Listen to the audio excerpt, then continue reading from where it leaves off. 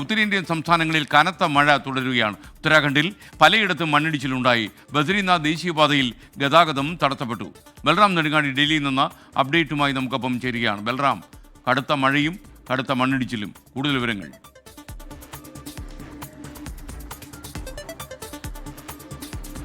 SKN ഇത് തുടർച്ചയായി 6ാം ദിവസമാണ് ഉത്തരേന്ത്യൻ സംസ്ഥാനങ്ങളിൽ ശക്തമായ മഴ.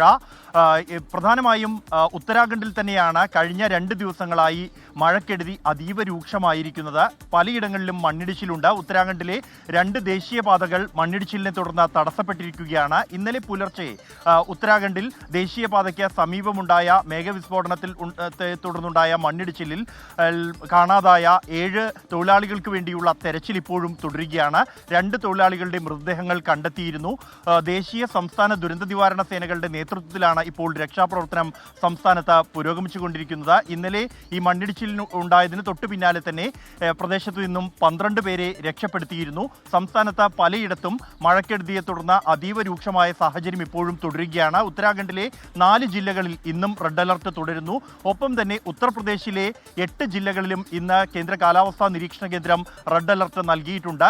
മറ്റ് 8 സംസ്ഥാനങ്ങളിൽ, ഉത്തരേന്ത്യൻ സംസ്ഥാനങ്ങളിൽ ഇന്ന് ഓറഞ്ച് അലർട്ടുണ്ട്. ഹിമാചൽ പ്രദേശിലും ജാഗ്രതാ നിർദ്ദേശം നൽകിയിരിക്കുന്നു. അതീവ രൂക്ഷമായ തരത്തിൽ തന്നെയാണ് ഹിമാചൽ പ്രദേശിലെയും മഴ സാഹചര്യങ്ങൾ. ആദ്യഘട്ട മഴയ്ക്ക് ശേഷമുള്ള രക്ഷാപ്രവർത്തനം ഏതാണ്ട് പൂർത്തിയായ സമയത്താണ് കാലവർഷം വീണ്ടും എത്തിയിരിക്കുന്നത് ഹിമാചൽ പ്രദേശിൽ. ഇന്നലെയോടുകൂടി രാജ്യത്ത് മുഴുവനായും കാലവർഷം എത്തിയതായി കേന്ദ്ര കാലാവസ്ഥാ നിരീക്ഷണ കേന്ദ്രം സ്ഥിരീകരിച്ചിട്ടുണ്ട്. ജൂൺ 30-ന് മുമ്പായി കാലവർഷം രാജ്യവ്യാപകമായി എത്തുന്നത് ചരിത്രത്തിൽ തന്നെ ഇത് 3ാം തവണയാണ് എന്നാണ് കേന്ദ്ര കാലാവസ്ഥാ നിരീക്ഷണ കേന്ദ്രം വ്യക്തമാക്കുന്നത്. SKN.